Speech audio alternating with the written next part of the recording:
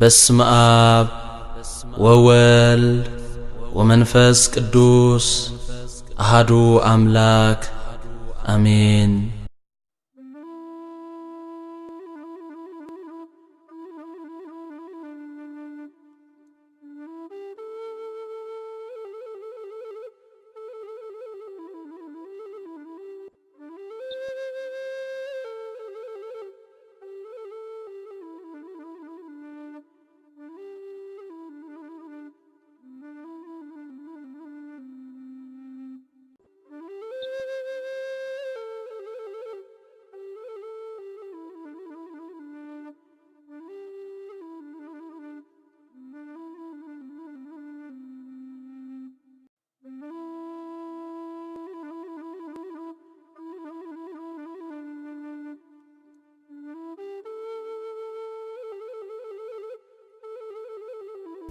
زحمام معاش جميروا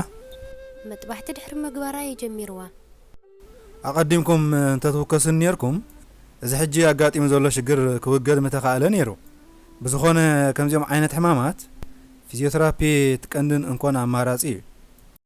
دكتور استعدلتي كل سبب عالم تصحفتي زلعل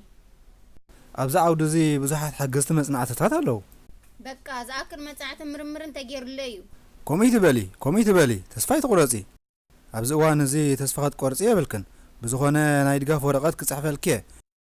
انت خونا قنا تسفقت قرصي كتشنق يبلكن أجغي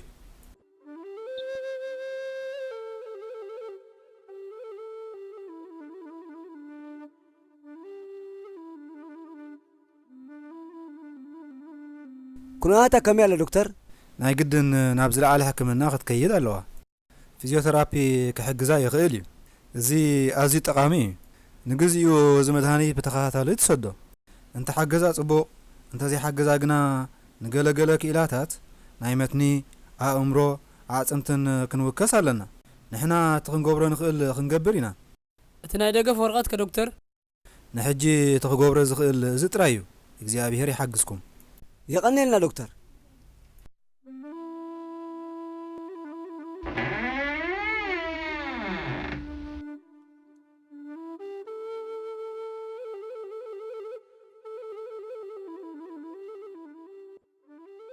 أجخ ماما دكتور كم تحاوي نقرنايو እግዚአብሔር فلق زودي ماما እግዚአብሔር كل كاليو حق خزاو قالي مبارح جي حكمنا وكنكنكي بقبو متان كفتم كيلات كنو كسينا عرين اسكز ورقت نمنتاي الكيو فجاكم صغي منكراني أخلني ليكم انت تصفاي تخافوني زرباكم سامع مطبحت غيره وتصيتو دما نهالكم ما خمس زلخيو صيلنا دنهريكي أبسب زو كل زبالة كله رقم يخون تبع الله انت خونا جن أملاخنا أنا زخون مرحني تفتير لنا يو اتونكم مدهاني تكزابيري سلازي فقاد انت زي كوينو أب عالم زلو دكتورات كحويو أكلون يوم እግዚአብሔር አምላክ ከም እምነት ክገብረልኪ ማማ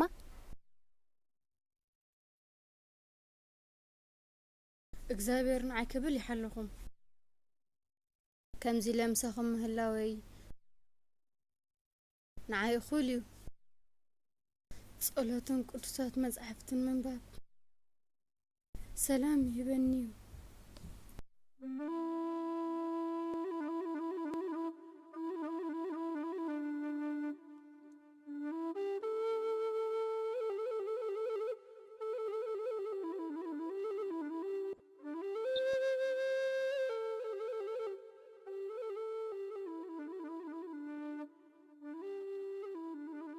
بسم آب مولد وانفس قدوس أهدو أملاخ آمين انه دما قال سبات حدا متصاقو زحمه مسمعي بعرات يرم امصو ابيت اتيم دما اب قدمي كومبرو ويدلي نبرو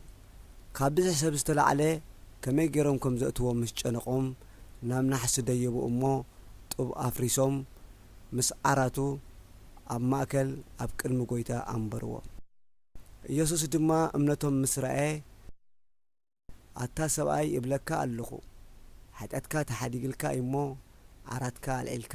በሰላም ናብ ቤትካ ኪድ ቦሎ ሪኢኻ ኣለኺ እግዚአብሔር ኩሉ ይዝካአሎ ንስኽ ድማ كم فقدو كتحاوي إخي جورجس ماريام زطفاكم مجزي أكل حج خيرو أصنعو نبين خصينا حدقة كنينا كيدو كيدندو مع سوانتكم نعاي انت دليوكم كصوعكم ايه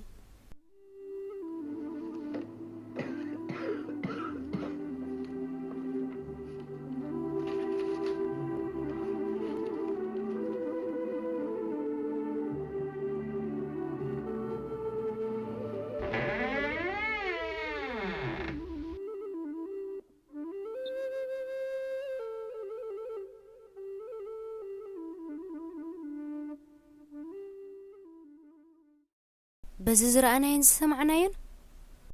ماما كم تمحاش ملو أمنة علوني تسفى نقبر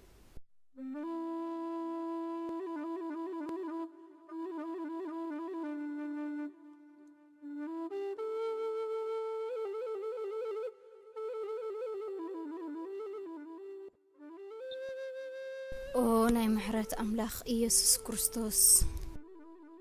ሓጢኣተኛታት እትምሕር ኣምላኽ ስለምንታይ ሕሚምካኒ ኢለ ኣይማርኒ ምክንያቱ ካብቲ ንሕና እንመርፆ ምቁር ንላዕሊ እቲ ንስኻ እትመርፀልና መሪር ይሓይሽ ኣብ ግዜ ሕማምና ኮነ ጥዕና ኣብ ድኽነት ኮነ ሃብቲ ኣብ ግዜ ንስነት ኮነ እርጋን ንስምካ ኩሉ ግዜ ኸነመስግን ኢና እዚ ናትና ስቃይ ነቲ ንስለ ፍቕርና ኣብ መስቀል ዝተቐበልካዮ ስቃይን መከራን ፍጹም አይወዳደርን ነዚ መከራ ዘሕሊፍካ መንግስተ ሰማይ ዝበቅዕ ክበረኒ بهيوتنا هالو نموتنا تكاينا كم تزمهاركانا كاب كفو أرحنا أمبرنا فتنا يتأتونا كمي من قستن حيلن كبرن نزال ألمنا تكايمو آمين أو قويتاي بعين محرتكات أمتني أو قويتاي اتأنكم مدهنت نسخة خمو كاب حمامي محرني آمين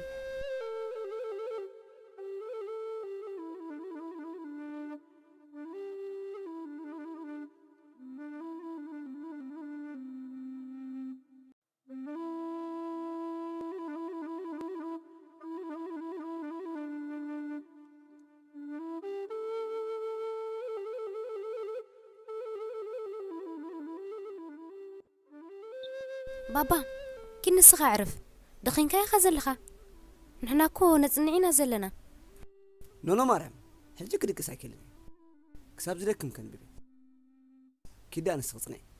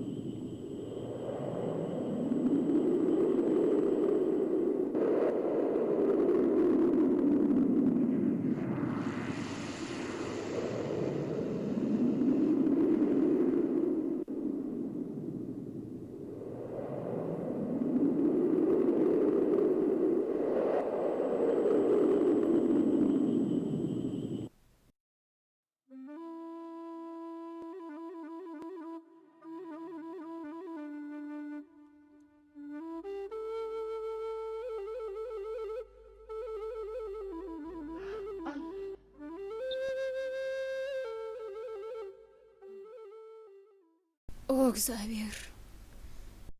እዚ ኩሉ ኮይኑ ዘሎ ሓቅ እንተደኣ ኮይኑ ህይወተይ ብሓቂ ኣብ ኢድካ እያ ዘላ ተመስገን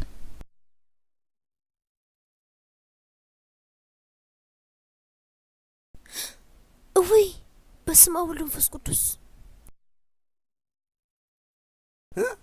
ኣምንኒ مامي معري مامي ناسكي نعبز عرفي نو زأخلني عرفي نعودا نعمو خوف ما بلو نعودا كل تستهرك لكم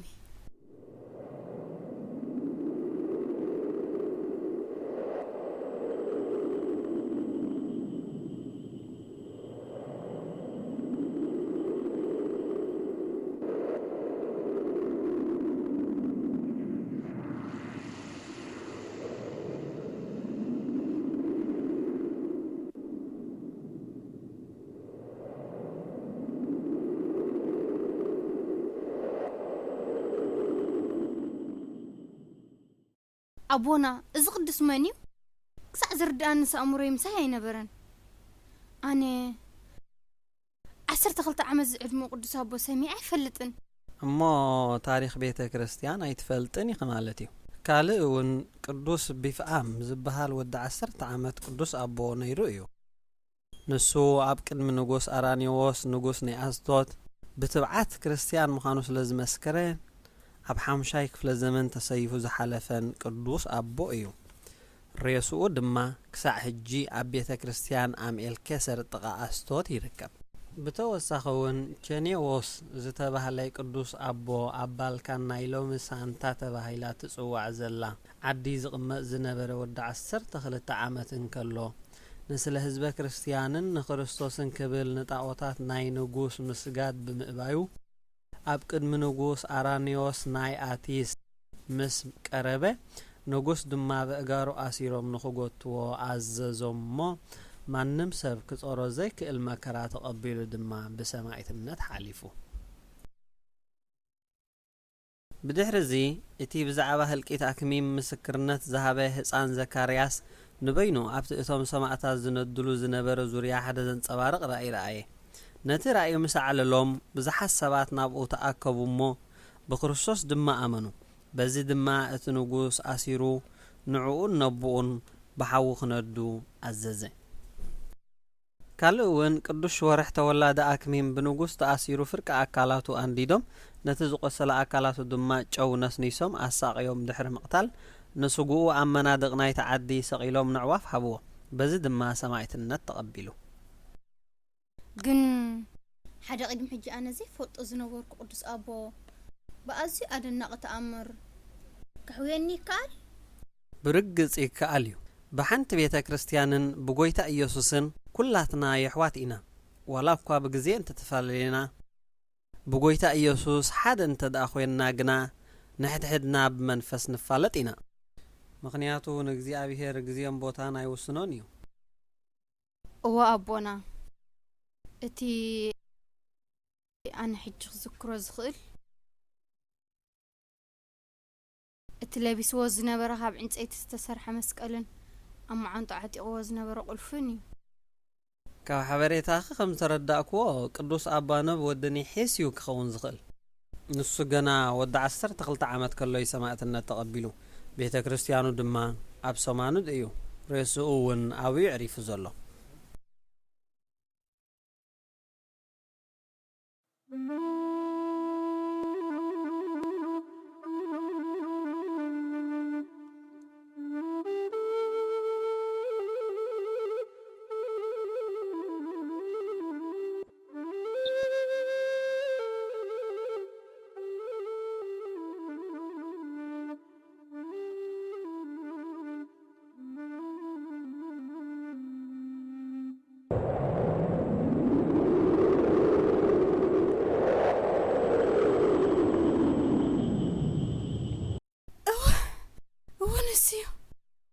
سلام أملاح مسيخ لك عم تابع المزراخو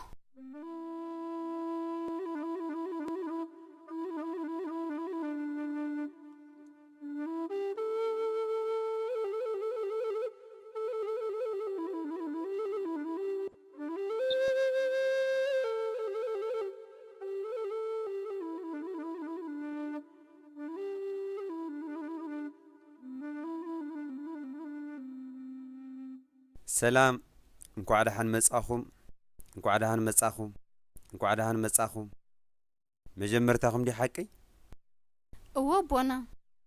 ተኣምር ድዩ ብኸመይ ፈሊጥኩም ኣቦና እዚ ከምዚ ዓይነት ተኣምር ናይ ኣቦና ቅዱስ ኣባኖብ እዩ ተኣምራትካ ኩሉ ግዜ ዝግለጽ ቅድሚ ሕጂ ብዛዕባ ሰሚዕና ኣይፈልጥን ነቦና ቅዱስ ኣባኖብ ብዙሕ ሰብ ኣይፈልጦን እዩ እወ ሓቅኹም ኣለኹም ኣብ ቤተ ክርስቲያንና ብዛዕባ ቅዱስ ኣባኖብ ዝተጻሕፉ መጻሕፍቲ ኣዝዮም ውሕዳት እዮም ዘሕፍር ይቦና ብዛዕባ ኩሎም ቅዱሳን ሰማዕታት ክንፈልጥ ይግባአና እዩ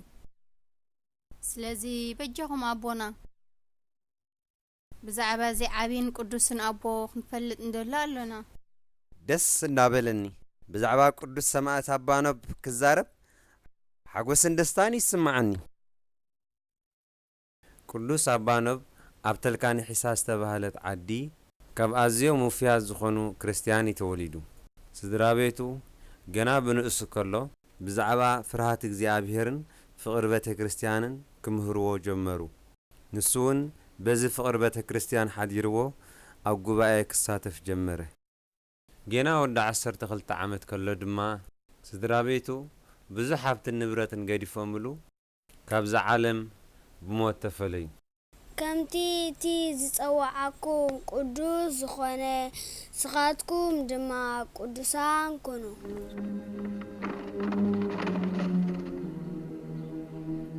እታው ምሩቕ ኢኻ ኣቦና ኣምላኽ ምሳኻ እዩ ጽንዓት ያብካ ኣቦና ሓደ ሰብ ኣቦና ድዩ ናብ ሓደ ዓመት ክስእን ከቢድ እዩ እንተኾነ እግዚኣብሔር ጽንዓት ያብካ እዚ መስሪ ወደቕ ሰባት እዩ ሞትና ኣማነ ሰብ ከዓ ካብ ዝሓላፊ ዝኾነት ዓለም ናብታ ናይ ዘለዓለም ቤት መሰጋገሪ እግዚኣብሔር ኣብ እምነትካ የጽንዕኻ ናይ በርትዕኻን ኣቦና ኣበይ እሞ መዋእለ ከም ዝናትካ እምነት ተዝህልወኒ ነይሩ ስለምንታይ ትምኒት ጥራይ ትኸውን ጥራይ ተወገስ ብዝኾነ ኣምላኽ ይመስገን ስድራ ቤትካ ንሙሉእ ህይወትካ ዝኸውን ገንዘብ ዝሓደጉልካ እቲ ሓቀኛ ሓይሊ ኣብ እምነት እዩ ኣብ ገንዘብ ኣይኮነን ከምኡ ስለ ዝኾነ ድማ ደቂ ልጣኖስ ነቶም ብገንዘብ ሃብታማት ዘይኮኑስ ነቶም ብእምነት ሃብታማት ዝኾኑ መከራን ስቃይን ዘውርደሎም ዝነበረ እቲ ገንዘብ ከ እንታይ ክትገብሮ ኢኻ እወ ሓቂ እዩ እዚ ገንዘብ እንታይ ክትገብሮ ኢኻ ኣቦና ክሳብ ሕጂ ዝሓሰብክዎ ነገር የለን እዚ ገንዘብ እዚ ከዓ ናይ እግዚኣብሔር እዩ እግዚኣብሔር ድማ ደስ ዝበለ ይግበር ብሓቂ ኣብዚ ናይ መከራ ግዜ ንኣምላኽና ከነመስግን ይግባአና እዩ እንተሞትና ናይ እግዚኣብሔር ኢና ብሂወት እንተለና ናይ እግዚኣብሔር ኢና ኮታ ኩሉ እንትናና ናይ እግዚአብሔር ስለዚ ንሙት ናሉ ናይ እግዚአብሔር ኢና በስመ አብ ወወልድ ወመንፈስ ቅዱስ አሐዱ አምላክ አሜን ዝኸበርኩም ህዝበ ክርስቲያን ክርስቶስ ብሰሪ ኃጢአትናን አበሳናን ብዘይ ምእዛዝናን ተሳቀየ ተገርፈ ክሳብ ክንድዚ ዝኣክል መከራ ወረዶ ዓለም ክንድዚ ዝኣክል መከራ ኣብ ልዕሊ ክርስቶስ ካብ ኣውረደት ኣብ ልዕሌና ደኣ ማዕረክንደይ ኣዝዩ ክፉኡ ዘይተውርድ ጎይታናን መድኃኒናን ኢየሱስ ክርስቶስ ብዙሕ ሽግርን መከራን ከም ዝገጥመናዩ ኣስተምሂሩና ሰይጣን ሰላም ቤተ ክርስቲያን ንምዝራግ ዘወትር ምሰርሐ እዩ ክርስኦ ዘይግባአና ግና ጎይታ ኣቐዲሙ እዞም ነገራት እዚኦም ከም ዝመጹ ሓቢሩና እዩ ስለዚ ምሳይ እንተኾንኩም ሰላም ክትረኽቡ ኢኹም ካባይ ወፂኹም ንዓለም እንተመረጽኩም ግና ሽግር ክበዝሓኩም እዩ ግን ኣስተውዕሉ ኣነ ንዓለም ሲኢረያ ኢሉና እዩ እምበኣርከስ ሎሚ እግዚአብሔር ናብዚ ቅዱስ ስፍርኡ በቃላቱ ክንዘራረብ ዝፈቐደ ስለ ዘፍቀርናዩ ዘይኮነስ ንሱ ስለ ዘፍቀረና እዩ ስለዚ ኣነ ከዘኻኽረኩም ዝደሊ ናይዛ ዓለም እዚ መከራ ክንፈርሕ ኣይግባአናን እዩ ምክንያቱ በዓሉ ጎይታና ከም ዝሓበረና ነቲ ንነፍሲ ንስጋ ናብ ገሃነም ከእቱ ዝኽእል ፍርሕዎ እምበር ነቶም ንስጋ ዝቐትሉ ንነፍሲ ግና ክቐትሉ ዘይክእሉ ኣይትፍርሕዎም ክልተ ኣዕዋፍዶ ብሳንቲም ይሽየጣ ኣይኮናን ሓንቲ እኳ ካብኣተን ብዘይ ፍቓድ ኣቦኹም ኣብ ምድሪ ኣይትወድቕን እያ ንስኻትኩም ግና ጸጉሪ ርእስኹም እኳ ቁፅራት እየን እምበኣርከስ ንስኻትኩም ካብ ብዙሓት ኣዕዋፍ ትበልጹ ኢኹም እሞ ኣይትፍርሑ ዝኸበርኩም ኣሕዋት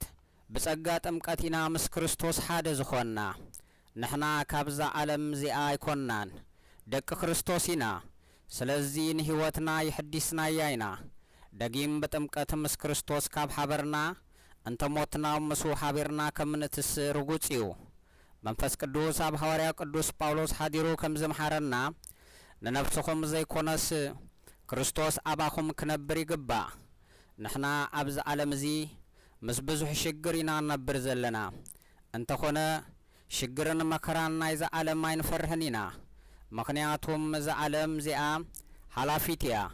ابز عالم زيا نشجرن صبابان مرحبا إلنا نقبلو بزدما كاب እግዚአብሔር ጸጋ نقبل መንፈስ ቅዱስ ከም ዝመሐረና በክርስቶስ ምእማን ጥራይ ዘይኮነስ ስለስሙ መከራ ክንቀበል ይግባአና እዩ መስቲ ኣብ ነፍስና ነጊሱ ዘሎ ክርስቶስ መከራን ሽግርን መርሐባ ኢልና መቀባልና ነዘለዓለም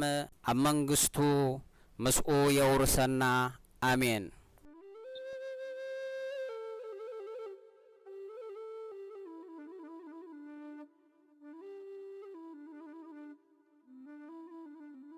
ጸጋ እግዚአብሔር ምሳኻ ይኹን አቦነብ እግዚአብሔር ጸጉ ይብዛሐልካ አቦነብ لما أنت حواتكم نبت كريستيان حسكم بمصاكم أزيت حقسالو إذا كن مهرت أنا حنا ترديكم حوات أبونا خزارو خلو لك بعلو እግዚአብሔር تزاربو خن تسمعني بفلا تكير مستماتني ስለዚህ أنا كل السمع كوزا بلغ فتصمي أبا لا خي تردان ولا نعي تردان زلو تذكر دو بزعبات هابتام سباي قوتنا مرحنن إيسوس كريستوس كل زلك نبرت شيتك عند خاتات هابو أمانك سمع عبي هبتخركوها مسكالي تسكيم كادما سعبا نزبلو ماني زغفت سمايخا حقك كتفت سمايخا هو ما قالي دا برقص مصايوتك خدام سمعك مريم እግዚአብሔር ንኹሉ ዘድልየና ባዕሉ ይዘዳልወልና ነፍስና ባዕልና ኮናና ነብራን حقا عندي هو جنب نصر مدابكا سنتايو ቤተክርስቲያን ሓገዝ ትደልላ ብፍላይ ከኣን መጸገንያ ዝኸውን ካንሸለውን የብሉን ብተወሳኸውን ኩሎም ኣብ ከተማ ዘለው ድኻታት ስድራቤታት ትፈልጦም ስለዚ ነዚ ገንዘብን ወርቅን ከነመቃቀሎ ኢና ድሕሩ ነቲ ገንዘብ ነፍሲ ወከፎም ከነባጽሓሎም ኢና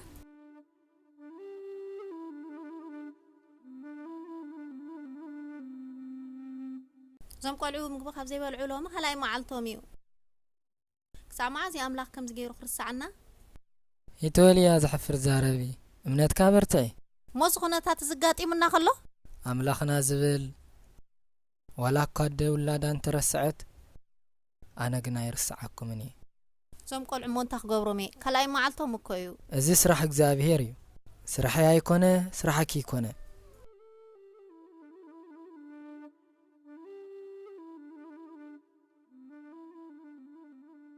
او ጎይታናን መድኃኒናን ኢየሱስ ክርስቶስ ናይ ዕለት እንጀራና ሃበና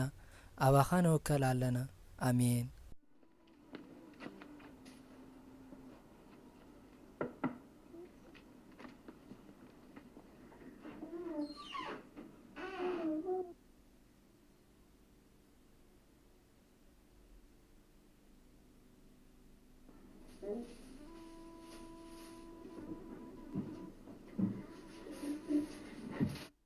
تريد الله إليا تريد الله فتار زلا أخلنا استخدم ما زم قول أنت هقولون يا خطب لك الجناقي كرسوس جنا بعين محرته تأميتنا أو أملاخ يقرب للي أو أملاخ يقرب للي تأميت أزيو خبيديو لبدا خعاء دخوميو لبعد دخومي تبلي لبنا هيتندك أم بوت تهدرات روما قطلو زراعة خد أمو كوما يتبلي لما علتي بهوتي كل سبب እግዚአብሔር كلكم زلوا تمهير لخو حجي كل دس زبلكم نجر كم تسألكمي قويتانا يس كروسوس ولا حدا خم زي رس متان كتفلتو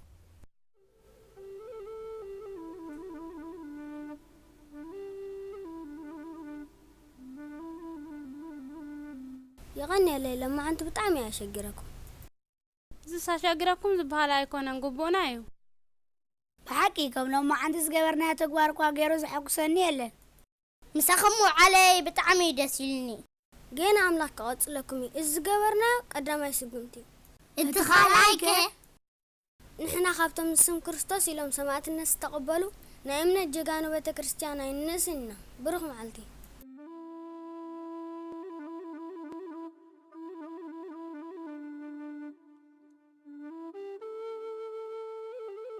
ريهم أبونا بأب زابير زلو فقر عبيو زابير كأبو متن يفكريو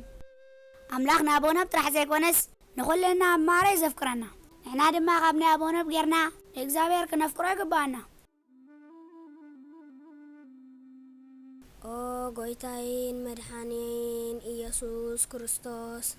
نا بيت منغستين خمرحاني ملأخكا لا خلي أكيدمي نجستات نحق خمسكر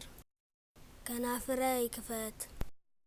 منغستن حيلن كبرن نزل عالم ناتكايمو آمين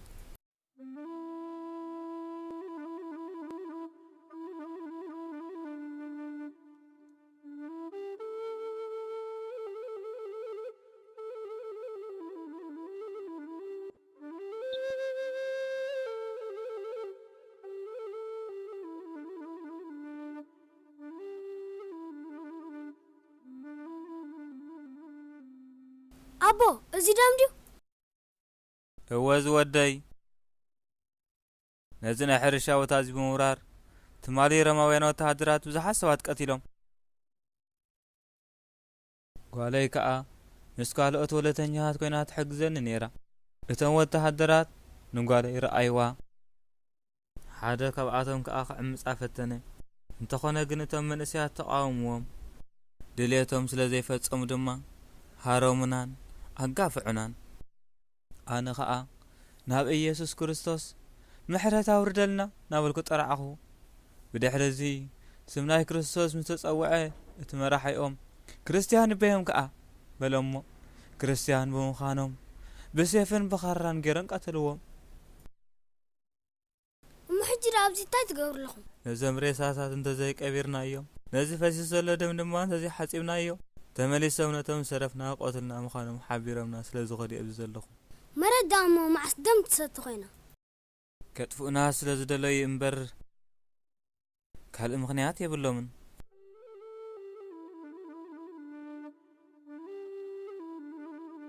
أفدقتات نايسيول أي كنا وصنانيو حجي لأ أنا بي أخاز ودي حجي خيدنا بسمانت هاي فالكان زودي هاي فالكان إذا سكوفا حسابيو أقوم غارزي ترفكا دا أزودي بعلها خطف أوزلو رماوين وتهدرات نأبيات كريستيانات يعنوون نتام كريستيان وغنا دما كريستوس متان كحدو يساقي ومن يقتلوا من اللو أنا ون نصف هليت أيز خيد زلخ زودي نيشت إخا نتمكرها تصقري تغدن بتا كريستيانكو نيشتين عبن أي تبلنيا كلاتنا دك أينا أبزقوان زي بتا كريستيان حاجة زيد ليالو انت إخا مو تقبر أنا نازل نقص إيسوس كريستوس نبتا كريستيان أكاو حقم سرطان كوتو نايشيل أف دقتاتون كم زينا وطاق حبره زودي نيشتين ديخا أبيتكا أكوا صوار زي بلكا نعيتم تأمر زقبرنا إمنتات صوارات قبل بيهم زلو اتفتنا مريريو كم زين السخات حاسوة زلخا يكونن أبو أنا خبزم سماعتات زيوم هيبلتني زودي رماويان نعملاغ زي فلطو ጨካናትን ተረርትን ልብን እዮም ናይ ግድን ዝኸድዎ ዘለዎ መንገዲ ገጋ ምዃኑ ክፈልጥ ኣለዎ ኣምላኽ ዳኣይ ሓግዝካ እምበር ኣነ ዝተሻቒለ እየ ዘለኹ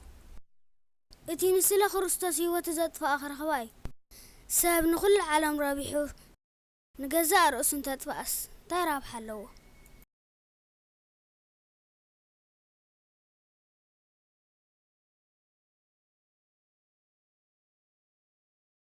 زودي نهلك تمريسهم نعيدم زودي نعخير أخو خلودم زدم كساب حجي خميل الله كافت مالي جميرنا كساب زاس عزيان حص ولنا هالرايبل يسوس نادراو تدحينو كا خنرينا ازي قناع يكونن كابزين لعل انتاينا هنقبر اب سباي كم زغير تهرن قناع يكونن اتا هنا اب كان خيد كاتصاوت زفرارح كنا اخلك نحنا صوار امنات نبر كم زناتكا صوار يبلنا زطوتا قلوت غرفو لي زاربكا زلو لو ما أنتي مهركان له صباح جنك من لسه زخونة يخون دم تداري كم توم تمال قتلكم قتلك تردي كادو هو ترديني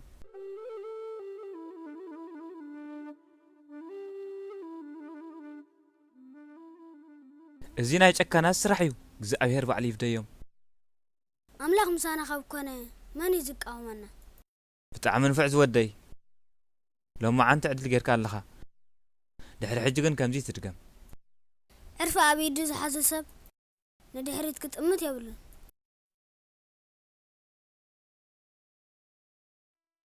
فأخاب طعمي الشغل زودي معناته نسخانه واحد ما يتصبيك هذلو انت انا جن وما تيك قريبي سلام እግዚአብሔር مساكم يكون ابوي حراي زودي املاخ ابزغد كايو سلامي حبكا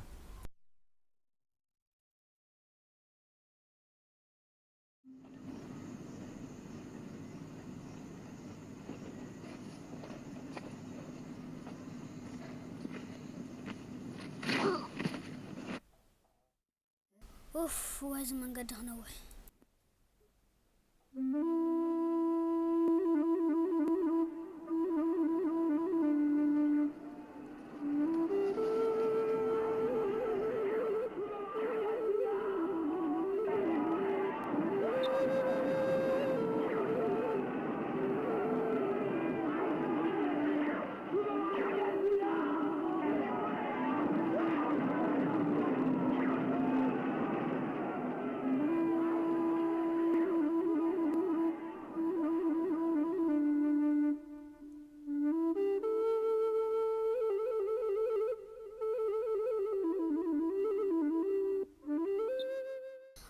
እግዚአብሔር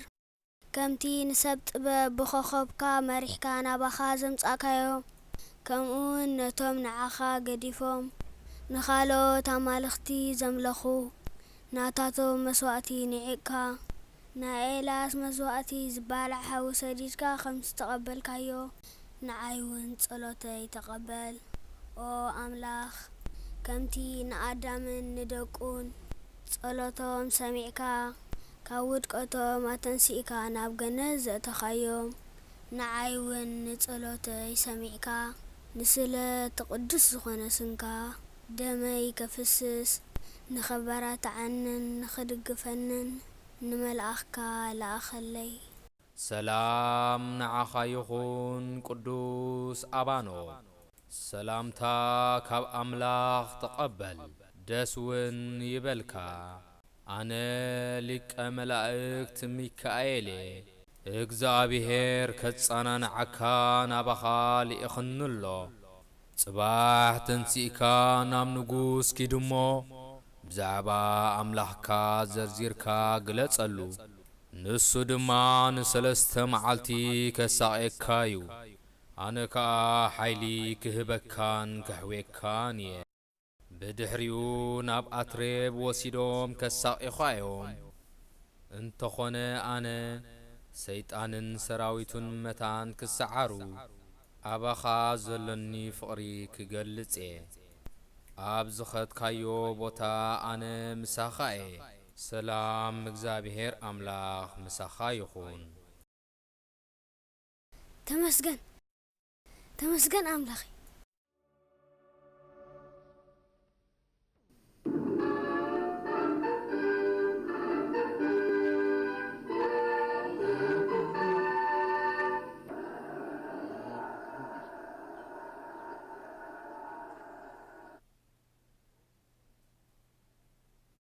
أملو نايروما جزات كم زوم بعلوم كريستيان ينزلوا سبات ريناين فلتن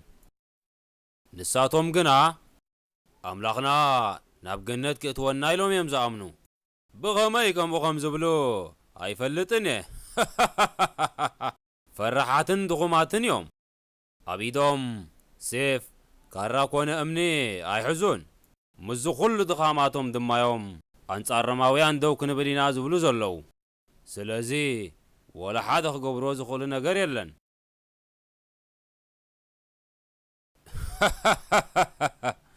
نحنا رماويان تسعيرنا ينفلتنينا ندخماتون أين قتلنينا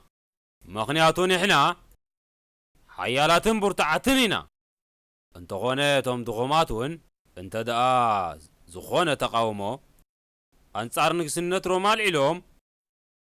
كقصعو يقبومي اتزقر من نقر እቶም ሓያላት ኢና ባህልቲ ኸማን ኣብ ትሕቲ እግሪ ኣፍራስና ተጨፍሊቖም ካብ ሞቱ እቶም ድኹማት ደኣ እንታይ ክኾኑ እዮም? ናይ ግድን ከብኩዑ እዮም። ስለዚ ሕጂ ናብ ኩሉ ግዛኣት ሮማ እዚ ሕማም ርእሲ ኮይንና ዝነበረ ነገር ንሓዋሩ ከም ዘብቅዐ መልእኽቲ ክሰድድ እየ።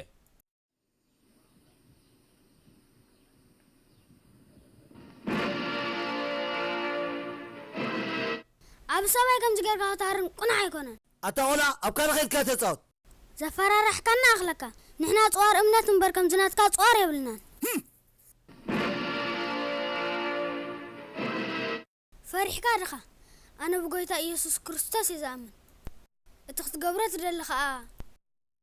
ክትገብሮ ትኽእል ኢኻ። ኣነ ከዓ ንጎይታይን መድሓኒይን ኢየሱስ ክርስቶስ ጥራይ እሰግድ። ብዘይክኡ ካልእ ኣምላኽ የለን። من اسمك؟ أبانوب. أبانوب. كنت عدمي أبانوب؟ 12 ዓመት. صبوق. كابي مسيخ أبانوب؟ ካብ ንሒሳ. ካብ ንሒሳ. صبوق. እሞ ሕጂ ነዞም ንንግስነት ሮማ ንሙሉእ ዓለም ክትገዛእ ኣኽኢሎማ ዘለዉ ኣማልኽትና ክትፀርፍ ዲኻ መፂኻ? ገሪእ ኢኻ ግን በጃኻ ኣባ ጎይታይ በዛ ሰይፈይ ቆርጾ ሓንሲ ሳብ ዕድል ሃበኒ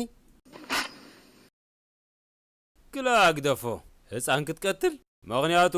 ዘይቶም ድኹማት ክርስቲያን ኢና ባህልትዮም ኣጋጊሞ መጀመርያ ተቆኑዕ መንገዲ ኸነርዮ ኢና ተዘይተቐቢልዎ ግን ኣነ ባዕለይ ምስኡ ክዘራረብ እየ ኣነ ካብ ዓደይ ዝመጻእኩ ስለቲ ኩሉ ፍጥረታት ፀሓይ ምድሪ ባሕሪ ኩሉ ኣብኦም ዝርከብ ፍጥረታት ዝፈጠረ ሓቀኛ ኣምላኽ ደመይ ንምፍሳስ እየ ናብዚ መጺ ኣነ ነቲ ክሰምዕን ክርእን ክዛረብ ክሓስብ ወላ እውን ነፍሱ ኮነ ንኻልኦት ከድሕን ዘይክእል ጣዖት ኣፕሎን ኣይሰግድን እየ ኣየምልኽን እየ ከዓ ወይልኹም እንቶም ነዞም ጣዖታት እዚኦም ተምልኹ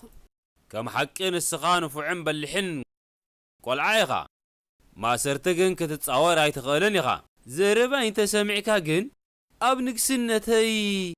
ሓደ ካብቶም መራሕቲ ክገብረካ መልክዐኛ ዝኾነት ጓል እውን ከመርዖካ ኩሉ ሰብ ከም ዘኽብረካ ድማ ክገብር እየ እዚ ድማ እቶም ኣማልኽተይ ንህፃናት ክከናኸን ከም ዘለኒ ስለ ዝሕብርን እዩ ወላ እኳ ብዕድመ ንእሽተይ ትኾንካ በቲ ዘለካ መንፋዓትን ብቕዓትን ግን ብጣዕሚ ኣደኒቕካኒ ኢኻ እዚ ማለትካ ነቲ ነዞም ኣማልኽትኻ ኣብ ቅድመኻ ናብ ቅድሚ ኩሉ ህዝቢ ዝፀርፍ ሰብ ከም መራሒ ክትገብሮ ብኩሉ ሰብ ድማ ከም ዝኸብርን ጽቡቕቲ ጓል ድማ ከተመርዖኻ ማለት ድዩ ከምዚ ፀርፍን ተቐፂልካ እንታይ ከም ዝወርደካ ኣይትፈልጥን ነቲ ንስጋን ነፍስን ዝቐትል እምበር ነቲ ንስጋ ጥራይ ዝቐትል ፍጹም ኣይንፈርህን እንታይ ዓይነት ዘረባ ትዛረባ ኣለኻ ኣንተ ዓሻ እቲ ንስጋ ዝቐትል ንነፍሱ ንቐትል እዩ እዚ ትብሎ ዘለኻ ናትኩም ክፉእ እምነት እዩ ናትና እምነት ግና ስጋ መዋቲት ነፍሲ ግና ህያዊት እያ ጽቡቕ ኣለኻ ከማኻ ዝበለ ደፋር እየ ይፈልጥን ንኻልኦት ኣብነት ግበርዎ እሺ ጎይታይ ብሓደ እዋን ኣይትቕተልዎ ምኽንያቱ ምሸት ምሸት ይስልችወኒ ስለ ዘሎ ክቕተል ከሎ እናረኣኽዎ መታን ክዘናጋዕ ሽዑ ኢኹም ትቐትልዎ እሺ ጎይታይ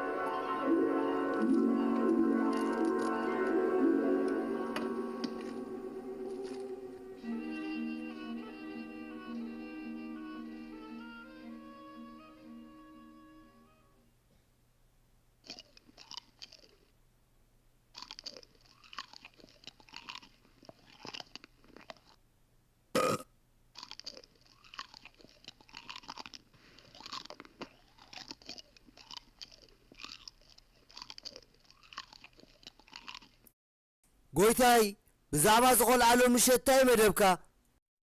ብኹርማት ገልኩም 4 ግዜ ኣብ ከብዱ ረሞ ኮነ ሰንብራት ዘይገድፍ ማህረምቲ ኣይቁፀርን እዩ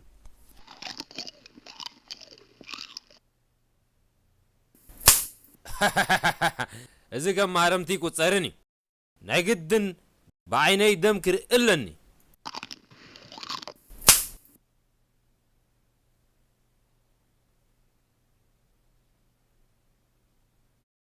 እዞም ክርስቲያን ኣብ ቅድመይ ዝገብርዎ ፍሉይ ምልክት እንታይ ትርጉሙ እዚ እውን ኣይቁፀርን እዩ እዚ ማህረምቲ እዚ ንፅማተይ ዘርዊ ይኮነን እዚ እቲ ዝቁፀር ቃለይ ክዓፅፍ ኣይደልን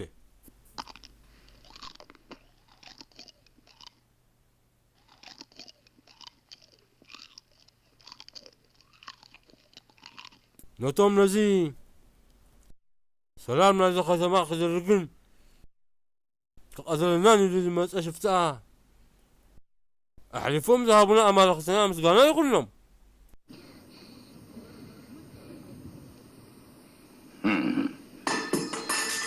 ንኣምላኹ ይፅዋዕ ኣሎ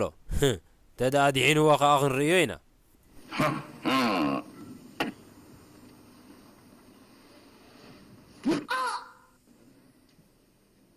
ኣማውታ ኸልብባ መይቱ ደገ ደርቢ ወህጀት ህዝቢ መታን ጽቡቕ ገይሩ ክርእዮ ዝኾነ ሰብ ንመንግስትና ዝቃወምን ዘይሰማማዕን ዕጩ ከምዚኣ ምዃና ክፈልጥ ይግቦ እዩ يلا قحفو حسينا خمزة لنا غيفلطنا نطنقق زياتهم الأملاك زي فلطو تشكنا السواد يقرمك ايو ازي جقنا والعين هيرو سلام እግዚአብሔር ንዓኻ ይኹን ቅዱስ አባኖ እግዚአብሔር መታን ከተንሳእካን ሓይሊ ክህበካን ናባኻ ሊይኹንሎ በቲ እግዚአብሔር ዝገበረልካ ምሕረት ስሙ ኣብ ቅድምቶም ነቓጻትን ተረርቲ ልብን መታን ክኸብር ተንሲእካ ናብ ንጉስ ኪድ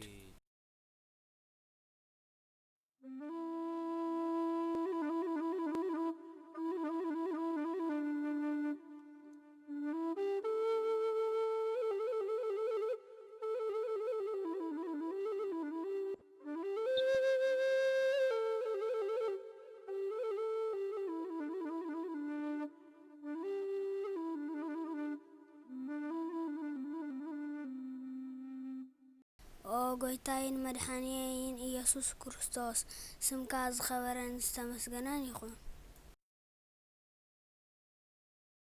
እዙሎም መዓልቲ ዝረኣኽዎ መኸተ ውስጢ ኣይፈተኽዎን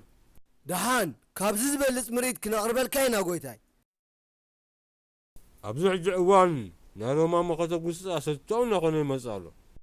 ክትዘናጋዕ እንተኾንካ ዝፈስስ ደም ክትርኢ ኣለካ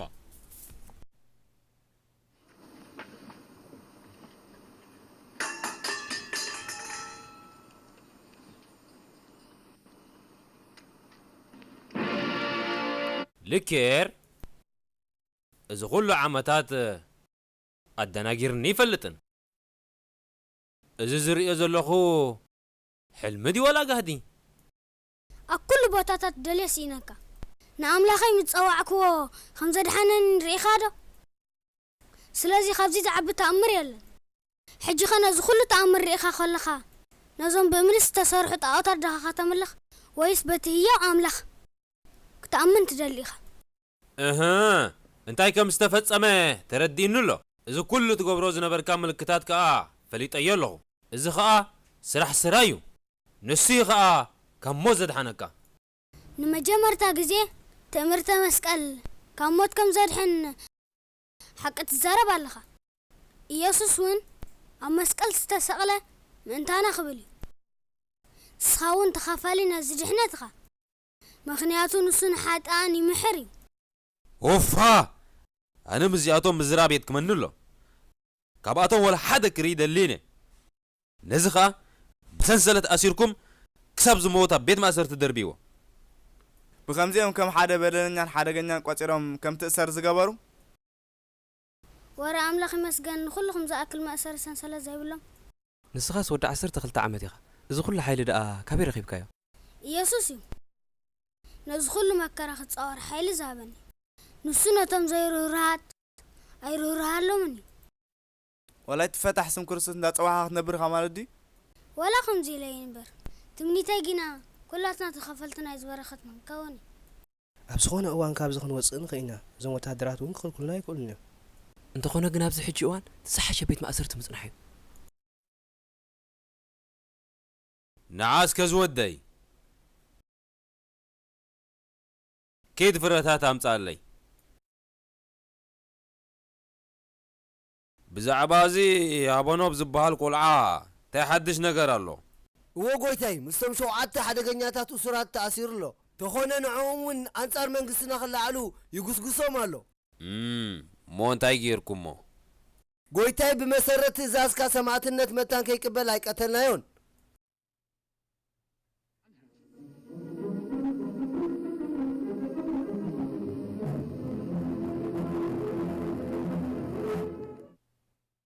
قويتاي حما ترغيب الله كلهم أبونا وبن متاثرتون سمع أملاخهم الناس أوعوا كابيت ما سرتوا وتيوم نوتهم أبكالوت عبيات ما سرت زنورو كريستيانون أوتيومهم دمتهم دما بكل بوتا يسمع الله صغاتكم كنتاي غيركم نحنا دا تئزاز كاباها نتبلنا قويتاي نساتهم لكع كم معبلهم كندي وتهدرات اللهم شومون تشح زي سراويت زي كتشفلقهم الله ايش قويتاي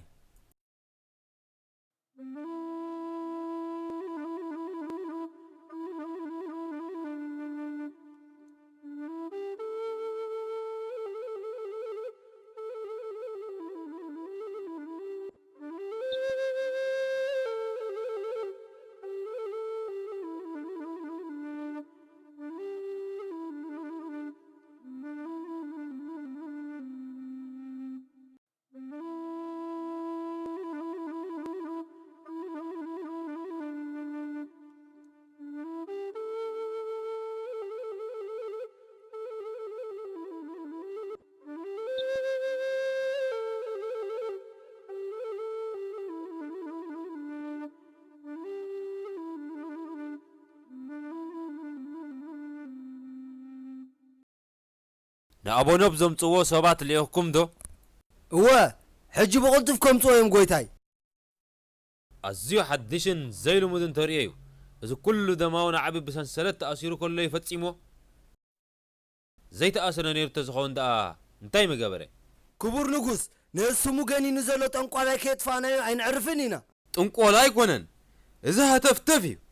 حلميو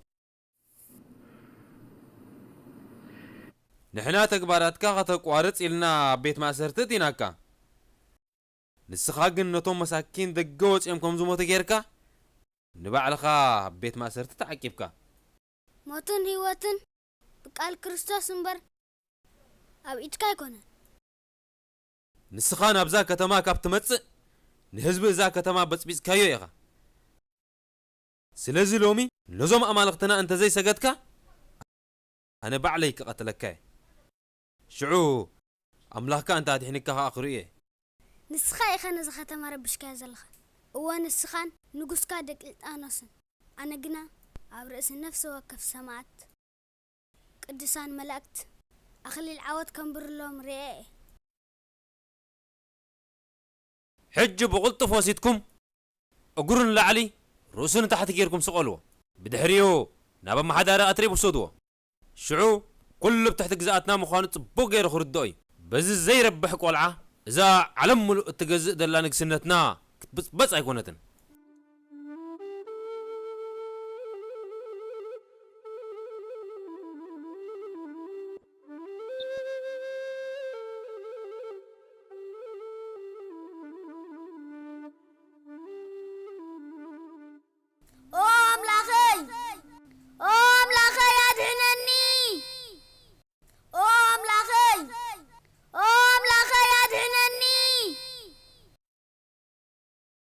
بزوق العزي كنربش يكونن أم لاخي أدهنني أم لاخي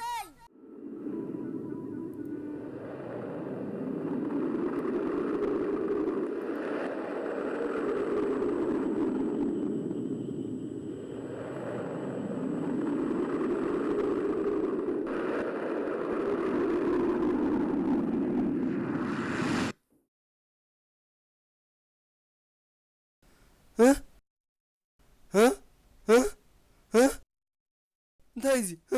እንታይ ዓይነይ ዲ ዓዊሩ ወላስ መሬት ይጸልሚቱኒ እግዚአብሔር እንታይ ከም ዝፈደኩም ርኢኹም ዶ አቦኖብ ንዓይን ብጾተይን እንተሕዊኻና በአምላኽካ ኢየሱስ ክርስቶስ ክንአምን ኢና እዚ ነገር እዚ ኣብ አትሬብ ዝፍጸም ምእታን ነፍሲ ወከፍ ሰብ ኢየሱስ ክርስቶስ ንስበይኑ አምላኽ ምዃኑ ምእንቲ ይኽፈልጥ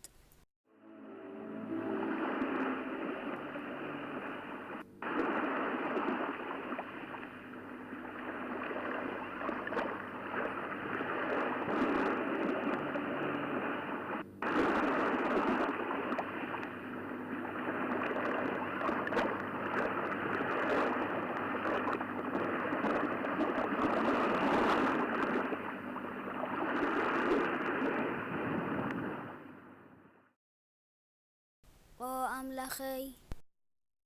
ኢየሱስ ክርስቶስ እቲ ቅዱስ ዝኾነ ስምካ ኣብ ቅድሚዞም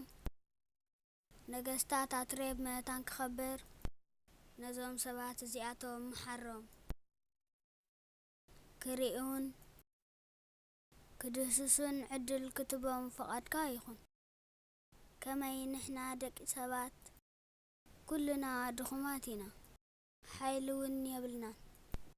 ሓይልና ንስኻ ኢኻ ተመስገንካ አምላኽ ተመስገን የዕንቲ ልቦናና ዓዊሩ እዩ ነይሩ ሕጂ ግና ብምሕረትካ ንርኢ ኣሎና ናብ ንጉስ አትሬብ ኪዱ ኩሉ ኣባኹም ዝተፈጸመ ድማ ንገርዎ هراي كنكيدينا نمولو عالم دما خنقرينا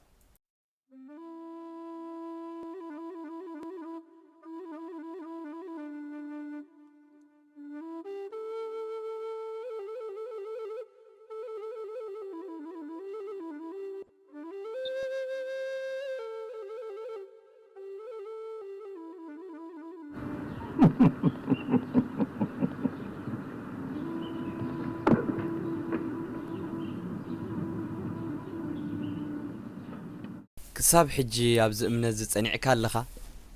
ويتانا مدحنان إيسوس كريستوس كان زمهرنا نسلؤون نسلسمون الكامون تقبال هوتي مساخمن أب تحت جزءاتكمن من بارجنا نايب حق إموت مساخمن أب تحت جزءاتكمن من بارجنا نايب حق إموتيو أبزله الكازربا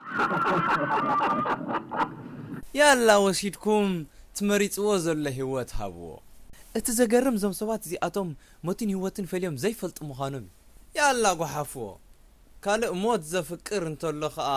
أمتصو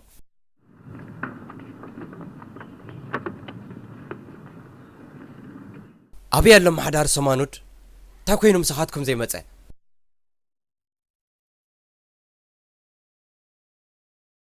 نحنا كريستيانينا بزيك أملاك قدوس أبونوب كالا أين ملخن أما حدار سمانود لميسي زلو كنقصاص كايكلني عبيدكم يخم مسلني انتا كوين اللو تحنقلكم قدم موتاتن صلولاتن نيرنا حجيقنا عمرونا نفسنا سلازتعي هيوان كويناينا نعم حدار سمانود حجي أمصولي كمتي نعاتهم زفتح قيوم نعي كده يتفتح ننتقى ካብ ንጉስ አትሬብ መሳኻኽር ካይ መጻይ ፈትሐካኒ ምክንያቱ ንሳቶም ካይረአዩ አያምኑን እዮም ክብርን ምስጋናን ንጎይታ ኢየሱስ ክርስቶስ ይኹን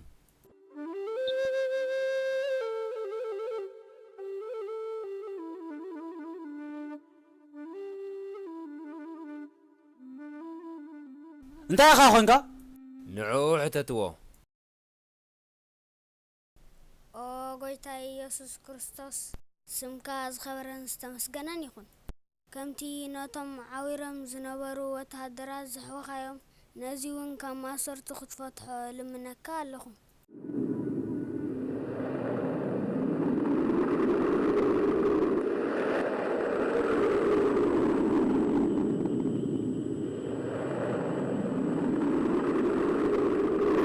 ክብርን ምስጋናን ኢየሱስ ክርስቶስ ይኹን ክብርን ምስጋናን ኢየሱስ ክርስቶስ ይኹን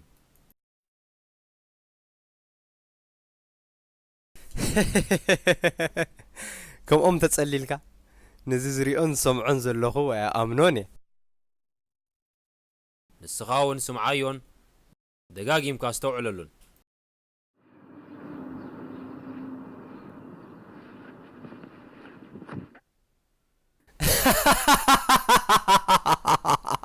ንስኻ ድማ ከምኣቶም ተጸሊልካ ሰሚዕካ ኣለኻ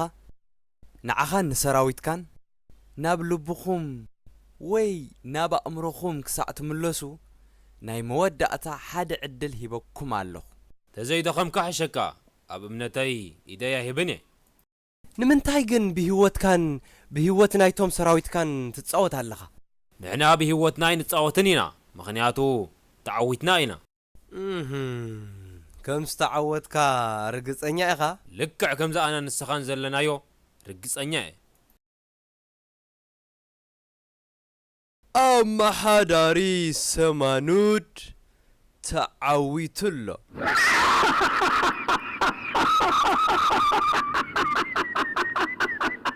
ንኻልኦት ኣብነት መታን ክኾኑ ንዕኡን ወተሃደራቱን ሰይፍዎም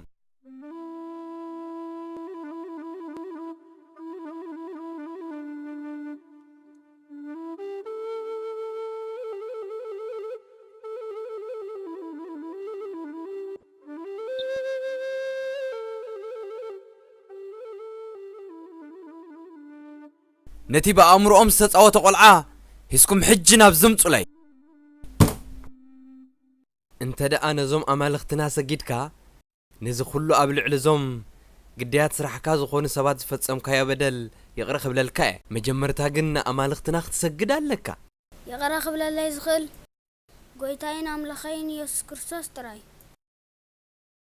ኣየ ናይ ቆልዓ ነገር በል ብጀካ ዞም ኣማልኽትና ይቕረ ክብል ዝኽእል ሓይሊ ዘለዎ ካልእ ኣምላኽ ብፍጹም የለን እቶም ዘይርእን ዘይሰምዑን ኣማልኽትኩም ርጉማት ይኹን ደፋር ደረቐኛ ሕጅስካ ኣብ ቅድመይ ነዞም ኣማልኽትና ክትጻረፍ ኣነ ንወላ ሓደ ኣይፈርህን እየ ብዘይካ ንጎይታይን ኣምላኸይን ኢየሱስ ክርስቶስ መጀመርያ ምእቲ ኹርማጅ ኣብ ዝባኑ ግረፍዎ ምስ ገረፍኩሞ ኣብ ብሓፂን ዝተሰርሐ ኩርሲ ኮፍ ኣብልዎ ብድሕሪዚ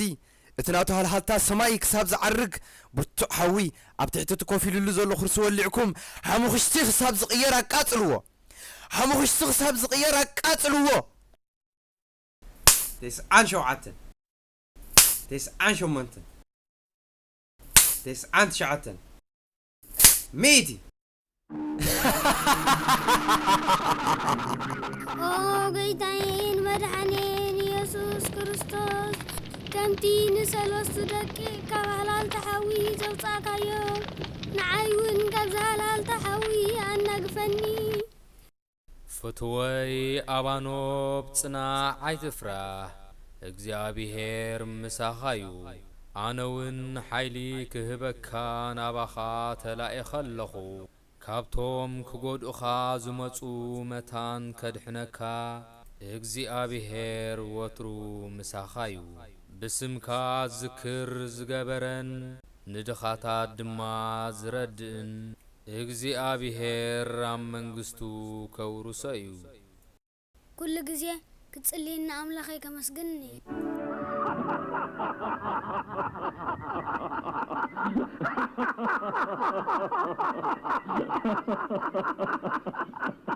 እቲ ዝገርመኒ እኮ ዝቆልዓስ ካብ ኩርማጅን ካብ ላምባን ካብ ሓውን ሚብርቲዕ ምባል እዩ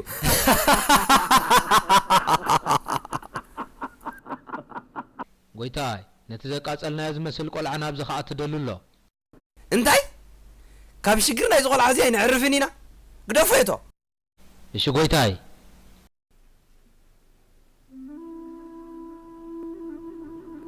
ንስዩ ከመይ ገይሩ ካብዚ ሓውዚ ከምልጥ ክኢሉ ጎይታናን ኣምላኽናን መድሓኒናን ኢየሱስ ክርስቶስ ንደቁ ኣብ ሽግር ከም ዘይሓድገና ከረጋግጸልካ ይመጽ ሓለቓ ሰራዊት ኦሃይስ መጺሎ ጎይታይ እተበሎ መልእኽቲ ኻንብብ ዝኾነ ይኹን ስም ኢየሱስ ክርስቶስ ዝጽውዕ ንኣማልኽትና ኸዓ መስዋዕቲ ዘየቕርብ ሰብ ሕማቕ ተግባራቱ ደው እንተዘየበለ ተኣሲሩ ናብ ንጉስ እስክንድርያ ንጉስ ኣርማንዮስ ክመሓላለፍ እዩ ንስኻትኩም ነፍስኹም ኣታይልኩም ንሰብ ተታልሉ ኣለኹም ንስኹም ብዓይንኹም ነቲ ካብ ሓዊ ውፅኡ ቁስለይ ዝፈወሰኒ ህያ ኣምላኽ ዝገበሮ ተኣምር ረኢኹም ከተብቅዑ ብዕሽነት ልብኹም ኣትርርኩም ክሳብ ሕጂ ነዞም ኣማን እዚኣቶም ኣይርዩ ኣይሰምዑ ሓቀኛታት ኣማልኽቲ ኢልኩም ተኣምኑ ኣለኹም ነቲ ቤት ማእሰርቲ ድሉ ግበርዎ እሞ ነቶም ንኣማልኽትናን ንግስነትናን ግዝኣትናን ዝፋታተኑ ሰባት እንታይ ዓይነት ዕድል ከም ዘጋጥሞም ህዝቢ እዛ ከተማ እዚኣ ሽዑ መሰኻኽር ክኾኑ እዮም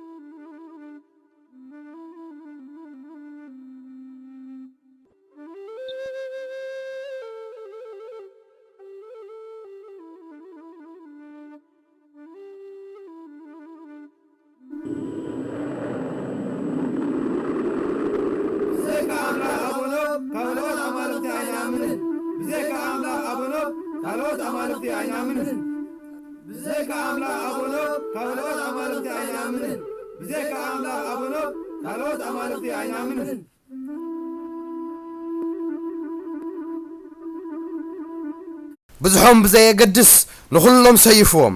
ደሞም ኣብ ጎደናታት እዚ ከተማ ከም ዝውሕዝ ግበርዎ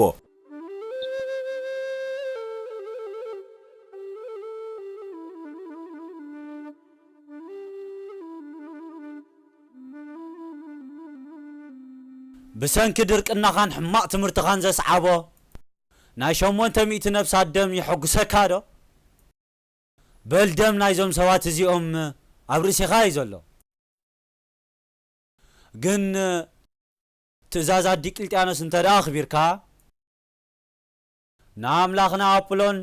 መስዋዕት እንተደኣ ኣቕሪብካ ዘይመሓየሸልካ ምኽንያት የለን እዚ ዲቅልጥያኖስ ናትካ ጎይታ እምበር ናተይ ጎይታ ኣይኮነን ናተይ ጎይታ ኢየሱስ ክርስቶስ እዩ ንሱ ንዕብያት ካብ መናብርቶም ዘውርድ ነቶም ክፉእ ዝሓስቡ ድማ ሓሳባቶም ዝብትን እዩ ንዓኻን ዲቅልጥያኖስን ንግስነትኩምን ከጥፍኣኩም እዩ ኣቶም ውሉዳት ሰይጣን ኣቃፂልኩም ቅተልዎ መን ከም ዘድሕኖኻ ክንሪኦ ኢና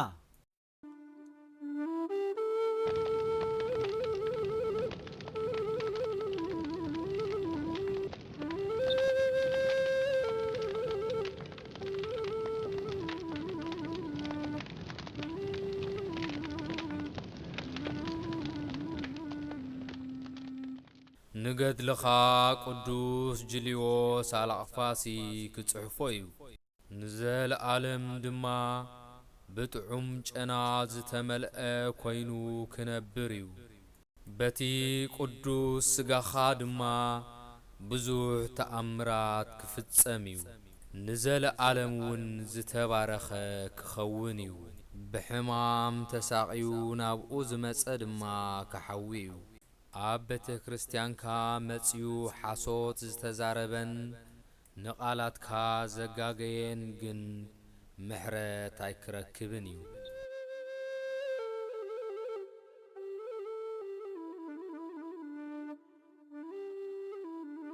ንጉስ ውሳኔኡ ክሳብ ዝህብ ነዚ ጠንቋል እዚ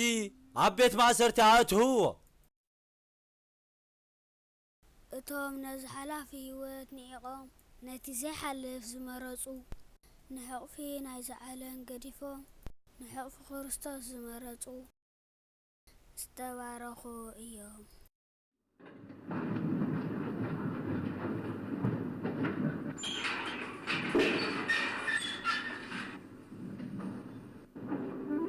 كسابور نعمكاينا نزل عالم كسبكاينا نزل عالم نعمكاينا نزل عالم كسبكاينا نزل عالم كسبكاينا ولا كو قطرو مشحات انتخونه كلهم تومنا ابونو زسعبو زخون سيفوم كاب حج ندحر انا كابزوم سيطاونت حزبي زخونه يخون شجر كسمع አይደለነ እሺ ጎይታይ ጎደናታት አትሬብ ብደም ክሳብ ጭቆ ሆን ገብረይና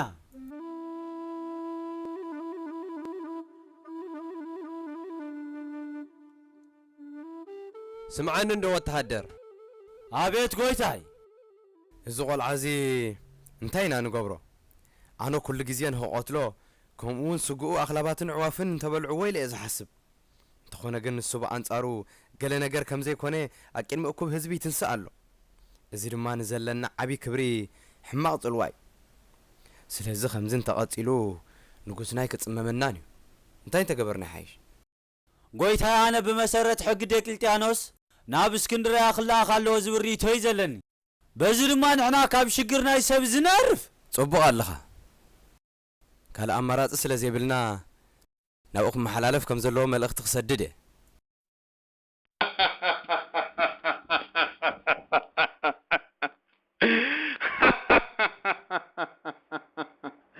لا لا لا لا لا لا لا لا لا لا لا لا لا لا أما حدا راتريب كساب كندزي دخوم مخوان يفلت أين بركون كابولع فريو كما يجيرو بزعبانك سنتي ناتي حطوط حاجز دلي ملك تسدل لي أنت زمز بأتريبكو صلولات يمسلني كمي غرام ينبطن كلنا نايز هزان زي زامن زلو نحنا اسكندراويان نازي كنطفوينا كنطفو ጎይታይ እዚ ታበነብ ዝበሃል ቆልዓ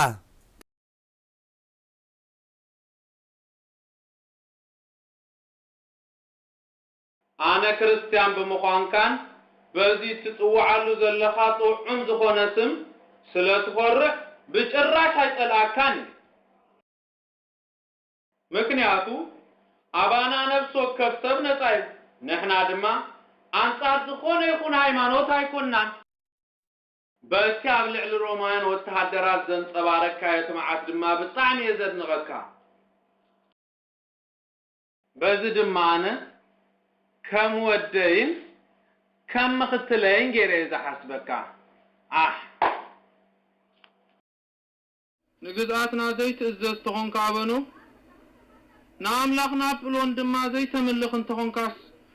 ከመይ ኢለ እምወደ ኢለ ክቕበለካ ኣይትፈታትነኒ ኣነ ዝፍተኖ ነቲ ዘይበርስ ዘለዓለማዊ ህይወት ንምውራስ እዩ በጃኻ ንክርስቶስ ክሓድ ንኣጵሎን ኣምላኽናን ንሕገ መንግስትናን ኣኽብር ኣጵሎን ኣምላኽካ ርጉም ይኹን መንግስትኻ እውን ርጉም ይኹን ንስኻ እውን ዝተረገምካ ኹን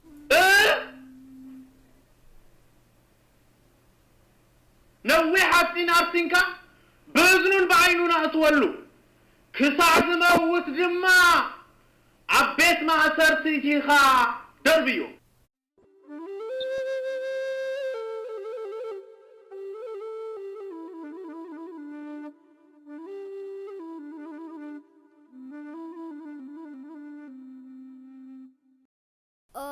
እግዚአብሔር አምላኸይ ንዳንኤል ካብ ኣፈ ነብስቲ ንሶስና ድማ ካብ ኢድ ረበናት ከምኡውን ንብኽያት 3 መንእሰያት ሰሚዕካ ካብ ሃልሃልቲ ሓዊ ዘድሓንካዮም ንጸሎተይ ሰሚዕካ ካብዚ ስቃይ እዚ ኣናግፈኒ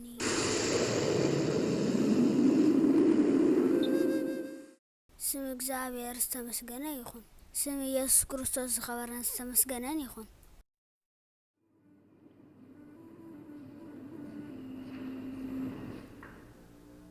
ነገር ተዛዚሙ አሞዳታ ነዚ ጽንጽዋይ ኮይኑ ንናይ አትሬም ምሕዳር ከፍሮም ዝጸንሐ ጉዳይ ወጊድናዮ አነ ግና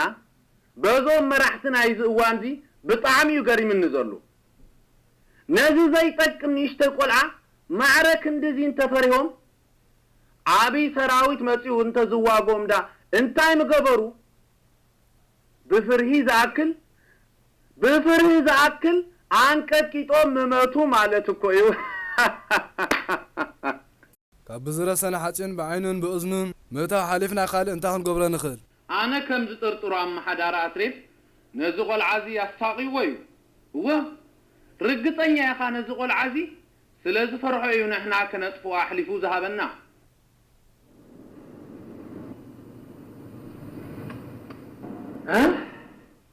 እንታይ ዝር ዘለኹ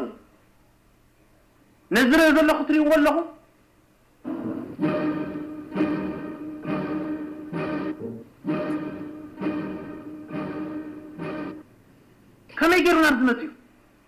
ከመይ ጌርና ዝመፅዩ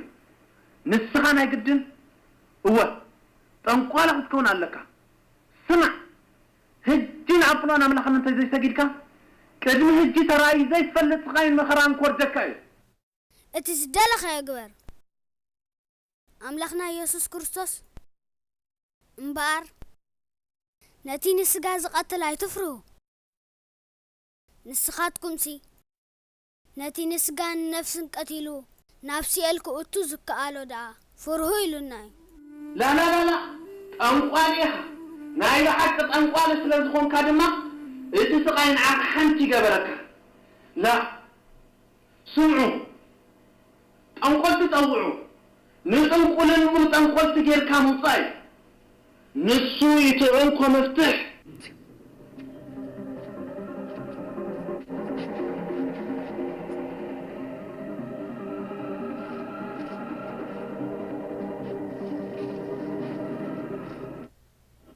ናብ ውሳኔ ዶ በፂሕኩም እንታይ ኢልኩም ወሲንኩም ብዛዕባ እዚ ኣይሸገር ንጉስ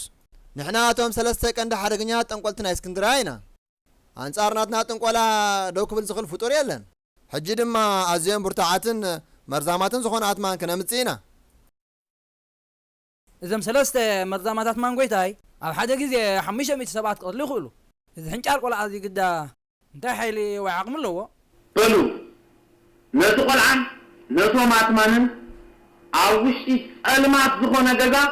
ኣትውዎም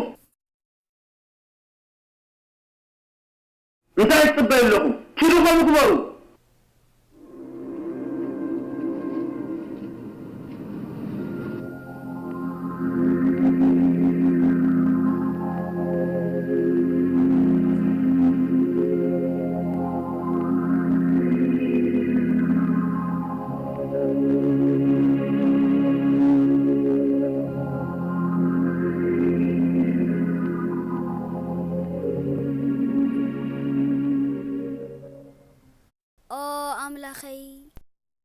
ከምቲ ንዳንኤል ናብ ጉድጓድ ኣናብስ ምስ ተደርበየ ኣፎም ዝዓፀኻሉ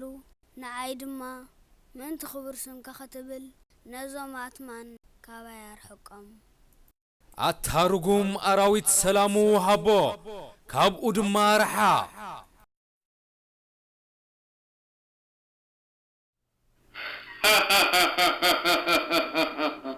ነቲ ማዕፆ ዝተኸፈቶ ይፍለጥን እዩ ገለ ተረፍ መረፍ ዓፅምትን ተጸንዓና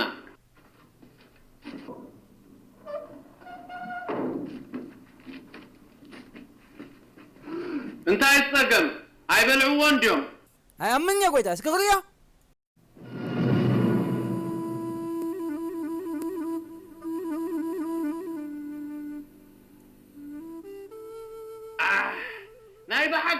ናይ በሓቂ ጠንቋሊ ኢኻ ሓደገኛ ጠንቋሊ እዚ ሓይሊ እግዚአብሔር እምበር ስራሕ ጥንቆላ ኣይኮነን እቲ እግዚአብሔር ዝኣተወልና ቃል እሙንን ሓቅን እዩ እግዚአብሔር ኣብ ልዕሊ ተመንን ዕንቅረቢትን ክንገዝእን ክንእዝዝን ስልጣን ሂቡና እዩ بكل حيل صلاون أي كتحزنن نخميلنا كندز سلطاني وهبكم إلي أمنني سلطان نقص ترايز ملكت نسخاتكم تأمرات أكيد معينكم كفتس أمن دارأخم جناخ أمنكم سلازي نفسكم يخم تتلوا زلهم حجقنا بزي قدس مسكال زي كحد تأمر كتريخ أتاتمن زخونا قدعتك يوردك أكسادو تدمتم نحن حماق نسقبرنا حماق ينملسنا مصحف قدسنا خماي مهرناني بانصارو كفو نسقبرنا سناي كنقبرلهم كم زلنا كمون نتم زرقمنا كنمرقون كم زلنا يزمهرنا بجاها رسم يسوع كريستوس مهرات قبر اللي بجاها نزومات من كم كسادي كم دور نخد قبر اللي بجاها رسم يسوع كريستوس اللي منك الله بجاها نزومات من كم كسادي أورد اللي أتاتمن قالك دعات كيف تسانك كسادي ورد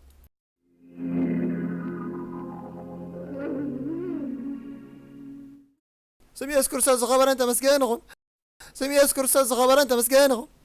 كم دي عين الإناء يفلت سمي يذكر ساز خبر أنت مسكنان يخون سمي يذكر ساز خبر أنت مسكنان يخون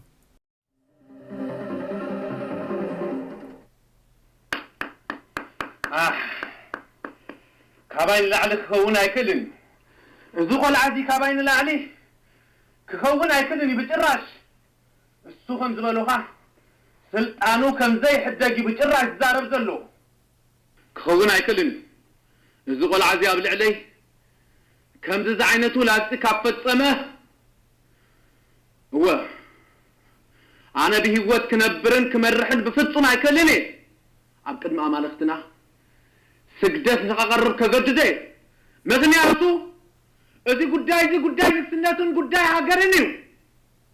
أول سوين كلام تقول عاي كونن زخولة أمرات بعين خارقة خل خاص كم ذيك غزارة بعد حفرن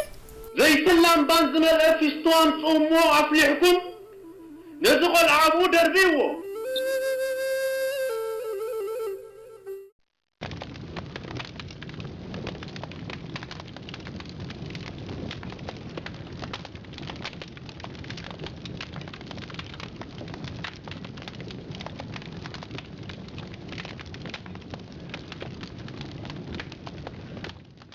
زنقص متصايا مسلني مخنياتو خلاق زي حسرته خري ايدلني زقول عاس بحق العلغلم جغانا حيالي او غيتاين مدحانين يسوع كريستوس انا ودواري خان اقلقالي خاني ابزي هال تحوي كوينه كتصوعك كلخو سمعني أبزي كبر سين العلي بتحي زلو هل تحوي كوينه كتصوعك كان كلخو سمعني فقاد كان تخوينو أدحنني قد لي كفت امسي نفسي تقبلا فتوي أوانو صناع دس يبالكان إنه ناي عرفتي جزيخا أخيليو سلست أخليل دما أداليلكا اللخو قداماي نجننتكا كالاي مأنتاي نزفسسكا يودم سالساي نستقبلكا يو مكرا مأنتاي كتبل بزوح مكرا تقبلكا إخا سلازي نريسخا غنيزو ناب عدخا نخسدو نيريوس ألقفاسي عزيزيو ألخو دحري عرفتخا زخونا يخون سب نولدو بسمكا زسمي أنا كاب كلو شكرات كنا قفو إيه إتا سقخا استقبر الله عدن أتوم بسمي زقل كلخا هزبن بسمي كبار خيو ዝተባረኽካ ቅዱስ ህፃን ኣባኖብ ንነገስታት ደሕፈርካ ኢኻ እታ ዝወለደትካ ማህፀን ዝተባረኸት እያ እታ ዝተወለድካላ ዓዲ እውን ዝተባረኸት እያ እታ ዝተቐበርካላ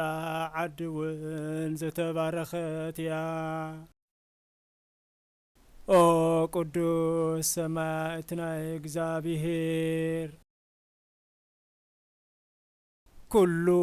ዝረአኽዎን ዝሰማዕኽዎን መታን ክጽሕፎ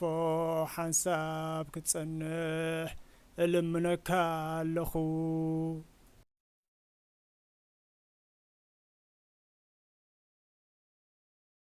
ንጉስ ናብዚ ሰዲድና ዘሎ ጽቡቕ ዜና ንኸነምጻሉ እዩ እወ ጽቡቕ ዜና ክንወስደሉ ኣለና እዚ ቆልዓ እዚ ካብ ዝሓዊ ብህይወት እንተወፂኡ እንታይ ከም ዝገብር ዋላ ሓንቲ ኣነ ይፈለጥኩን ኣለኹ ከመይ ገይሩ ክወፅእ ካብ ሓውን ላምባን ክርቢትን ክብርታ ኣይክእልን እዩ ኣይኣምንኔ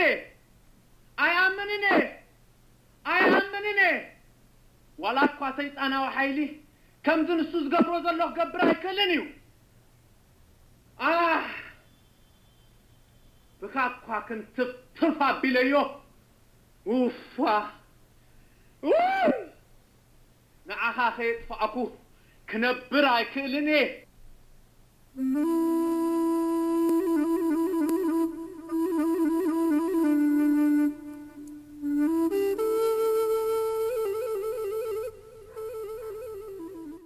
እንተዳ ነዚ ቆልዓ ተቃዊምካዮ ክትሰዓር ኢኻ ኣብ ቅድሚ ኩሉ ህዝቢ ድማ ክትሓፍር ኢኻ ክሳብ ዳእኽሎ ድማ ተሳቒ እዩ ካብዚ ንላዕሊ ከሳቒየ ትብል እንተኾንካ ግና በቃ ይኣኽሎ ናይ ዘለኣለም ዕርፍቲ ሃቦ ንኽስየፍ ድማ ትእዛዝ ሃብ ሽዑ ንሓዋሩ ክጠፍኣልካ እዩ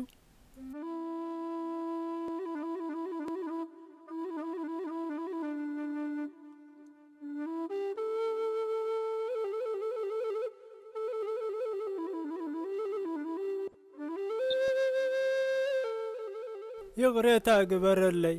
ኣንታ ቅዱስን ርህሩህን ናይ እግዚኣብሔር ሰብ ካብዚ ንላዕሊ ሽግርካን ስቓይካን መከራኻን ክርኢ ኣይክእልኒ ጽቡቕ ኣለኹ ዝኣመን ኩሉ ዕላማ ፈጺመየ ኣኽሊል ሰማዕትነት ንምዕታር ነዊሕ ጻዕርን ተጻዋርነትን ይዝሓትት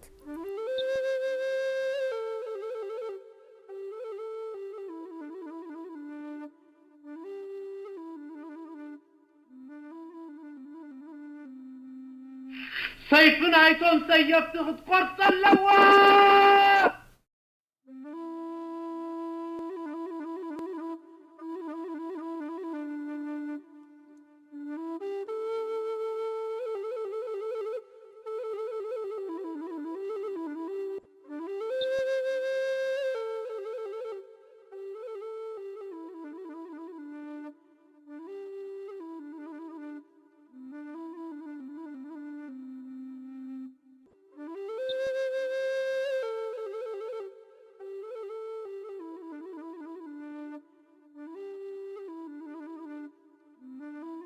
እዚ ኩሉ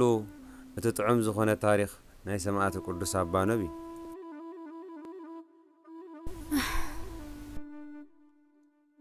እቲ ኣነ ዝተሰቐኸ ኩሉ ምስ ናይ ኣቦና ቅዱስ ኣቦናብ ክወዳደር ኣይክእልን በዚ ድማ እዩ ብዙሓት ሰባት ናብ ቤተ ክርስቲያኑ መጺኦም ንኸማልደሎም ዝልምንዎ ብሰፍሐ ብዛዕባ ዘለናይ ናይ ቅዱስ ኣባኖብ ቤተ ክርስቲያን ከዘንትወልኩም እዚ ቦታ እዚ ዝተባረኸ እዩ እዚ ቦታ እዚ እቶም ቅዱሳን ስድራ ቤት በፂሖሞ ነይሮም ኢየሱስ ክርስቶስ ኣብዚ ቦታ እዚ ኣብ ምኔት ሰማኑድ እትበሃል ቦታ ንቑሩብ እዋን ተቐሚጡ ነይሩ እዩ اتخلو اب سمانو تفصمه تأمرات مستسمعه كلن سدرا بيتات نابتوتا كدامو نيس كورسوس مساديو نخبارخم نغزوم عدمو عديو قدس دنگل ماريام دما امسغنتهم ኢየሱስ ክርስቶስ ናብ ድንግል ማርያም ጠመተሞ ብስመይን ብስምከን ኣብዚ ቦታ እዚ ቤተ ክርስቲያን ክህነጽ ይበላ እዛ ቦታ እዚኣ ድማ ዝተባረኸት ክትከውን እያ ስመይን ስምክን ድማ ንዘለዓለም ኣብ አንዳ ተጸውዐ ክነብር ይበላ እዚ ግን እዚ ካብ ከውሒ ተጸሪቡ ዝተሰርሐ እዩ ቅድስት ድንግል ማርያም ኣብዚ ቦታ እዚ ኣብ ዝነበረትሉ ግዜ ሓርጭ ተቆምጣዓሉ ነይራ ንሕና እውን ኣብ ንጽልየሉ ግዜ ማያዊ ኢና ነቐምጥ እትነቆምጠሉ ቦታ ድማ ኣብታ ድንግል ማርያም ተቆምጣዓሉ ዝነበረት ቦታ እዩ እግዚአብሔር ድማ 6 ግዜ ዝኣክል ነታ ገኒኢ ከም ትነቅጽ ይገብር ነበረሞ ነቶም በጻሕቲ ድማ ብዘይ ማይ ትጸንሖም ብድሕሪዚ በረኸት ናይ ኣባኖብ ተቐቢለ ምስ መጽግና እታ ገኒኢ መሊኣት ጸንሖም ነበረት ኣስማት ናይቶም ሰባት ድማ ሒዝና ኣለና ብዙሕ ግዜ ትማይ ምስ ዘይት ተሓወሰ ይዝመስል ናይ መወዳእታ እዚ ተኣምር እዚ ዝተረኣየሉ ግዜ ድሕሪ 7 ሰነ ዓመታዊ በዓል ምውራድ መንፈስ ቅዱስ ጰራቅሊጦስ ይነይሩ ድሕሪ ጉባኤ ተቅዱስ ማይ ናብ ዘይት ተቀየረሞ እቲ እኩብ ህዝቢ ድማ ነዚ ተኣምር እዚ ርኡን ተባሪኹን ከደ እዚ ናይ ቅዱስ ኣባኖብ ክፍሊ እዩ ዓጽምቲ ናይቶም ሰማዕታት ድማ ኣብዚ ውሽጢ ክፍሊ እዩ ዘሎ ኣብ ትሕቲ እዚ ድማ ናይ ቅዱስ ሙሴ ጸሊም ናይ መወዳእታ ሰማዕት ዝኾነ ናይ ቅዱስ ጴጥሮስ ናይ ሮማዊ ሰማዕት ቅዱስ ጊዮርጊስ ናይ ሰማዕት ቅዱስ ጊዮርጊስ አልመዝሃይን አሉ ነዛ ሕጂ ደውልናላ ዘለና ቤተ ክርስቲያን ካህንጽዋ ክጅምሩን ከለው ንመሰረታ ዝኸውን ኩሉ ነገር ካብዛ ኣብ ትሕተና ዘላ ቤተ ክርስቲያን ወሲዶም እዮም ሰሪቶማ ካብቲ ዝወሰድዎ ሓደ መሸፈን ናይቲ መሰውኢ ኮይኑ ብስነ ሓርማዝ ተለበጠ ይነሩ ዘማት ማንዚዮም ታይማ ቦና እዚኣቶም ገለ ካብቲ ኣብዚ ቤተ ክርስቲያን ዝተረኽቡ ነገራት እዮም እዚ ድማ ኣብ 6 ሰዓት ናይ ዓርብ ስቕለት ይተገሊጹ ነፍሲ ወከፍ ኣስራዝ ተመን ድማ ናብ ውሽጢ ክሳዱ ዝበጽሕ ከክልተ መንገብገብ ኣለዎ ንሳቶም ነቲ መንገብገቦም ክዝርግሕዎን ከለው ልክዕ ቅርጽ መስቀል ይዝመስል መጀመርታ ተመን 4 እግሪ ነበሮሞ ሽዑ እግዚአብሔር ብኸብደኻ ኺድ ብኹሉ ዘመን ህይወትካ ድማ ሐመድ ብላዒሉ ምስረጎሞ መንገብገቡ አጥፈ ብኸብዱ ድማ ክንፈሓኽ ጀመረ እዚ ምልክት ኣብ ትሕቲ መስቀል ዘሎ እንታይ ይቦና ክልተ ምልክት እዩ ዘሎ እቲ ቀዳማይ ዘርእታ ሰበይቲ ንርእስ ተመን ጨፍለቆ ዝብል ጽሑፍ የመልክት እዚ ንዝኾነ ጓል ኣንስተይቲ ዘይኮነስ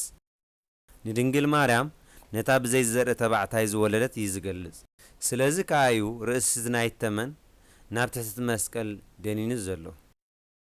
እዚ ኸኣ እቲ ተመን ብሓይሊ ጎይታናን መድሓናን ኢየሱስ ክርስቶስ ከም ዝተጨፍለቀ እዩ ዘመልክት ተኻላይ ከቦና መጽሓፍ ቅዱስ ከም ዝብሎ ከምቲ ሙሴ ኣብ በረኻ ነቲ ኣስራዝ ተመን ሰቐሎ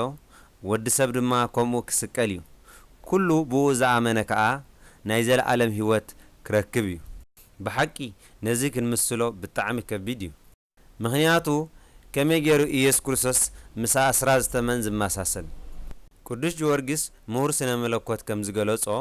ከምቲ እቲ ኣስራዝ ተመን መርዚ ዘይነበሮ ጎይታ ድማ ሓጢኣት ዝበሃል ኣይነበሮን እዚ ከዓ በተም ክልተ ኣስራዝ ተመን ተመልኪትሎ እዚ ኣብ ትሕቲ ሓምሓም ርእስን ክልተ ዓጽምትን ዘሎ ጎይታናን መድሓናን ኢየሱስ ክርስቶስ ልክዕ ኣብታ ኣዳም ዝተቐብረላ ቦታ ከም ዝተሰቕለ ዘመልክት እዩ ከምኡ ስለ ዝኾነ እዩ ከዓ እዛ ቦታ ሓምሓም ርእሲ ወይ ከዓ ጎልጎታ ትበሃል ጎይታናን መድሓናን ኢየሱስ ክርስቶስ ልክዕ ኣብታ ኣዳም ዝተቐብረላ ቦታ ስለ ዝተሰቕለ ቅድስት ቤተ ክርስቲያን ከዓ ነዚ ፍጻሜ ናይ ጎይታናን መድሓናን ኢየሱስ ክርስቶስ ኣብነት ብምግባር ክርስቶስ ደሙ ብምፍሳስ ንኣዳምን ንዘርኡን ካብ ገሃንም ናብ ገነት ኣሰጋጊርዎም ትብል እዚኣ ቅድስቲ ዒላ ቅድስት ድንግል ማርያም ምስ ወዳ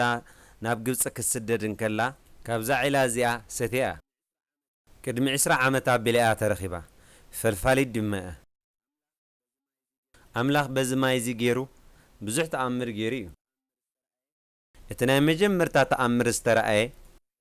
ኣብ ልዕሊ ሚራንዳ ፈራክፋሃም ዝተባህለት ጓል ኣንስተይቲ እዩ ንሳ ብህፃናን ከላ ዝለመሰት እያ ነይራ ልምስቲ ምዃና ድማ ጓል 7 ወርሒ ምስ ኮነት እዩ ተፈሊጡ ሽዑ ስድራ ቤታ ናብ ሓደ ዶክተር ምስ ወሰድዋ ንሱ ኸኣ ካልሲዮምን ቪታሚን ከም መሓይሻ ይኽእል እዩ ኣዘዞም ካልሲዮምን ቪታሚንን ድማ ሃባ እንተኾነ